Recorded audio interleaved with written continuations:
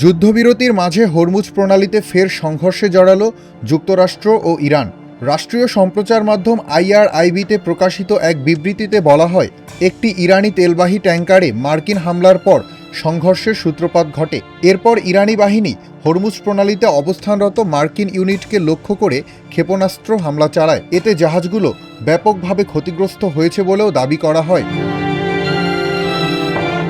অন্যদিকে যুক্তরাষ্ট্রের central command জানিয়েছে, হরমুজ প্রণালী অতিক্রম করার সময় মার্কিন জাহাজগুলো ইরানের উস্কানিমূলক হামলার মুখে পড়ে। বেশ কয়েকটি জাহাজকে লক্ষ্য করে ক্ষেপণাস্ত্র, ড্রোন ও ছোট নৌযান দিয়ে হামলা চালানো হয়, তবে কোনো যুদ্ধজাহাজ ক্ষতিগ্রস্ত হয়নি।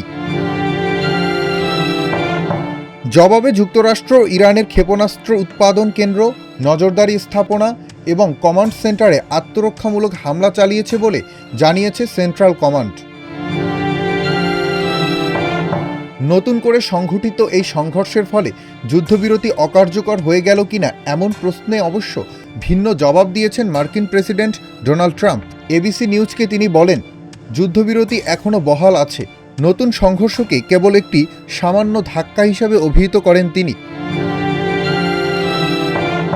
সম্প্রতি ইরান যুদ্ধের অবসান ঘটাতে একটি স্থায়ী চুক্তির সম্ভাবনা তৈরি হয়েছে। যুক্তরাষ্ট্রের দেয়া 14 দফার একটি সমঝোতা স্মারক এখন পর্যালোচনা করছে তেহরান। তবে চুক্তি স্বাক্ষর না করলে ইরানকে অনেক কষ্ট ভোগ করতে হবে বলে সতর্ক করেছেন মার্কিন প্রেসিডেন্ট।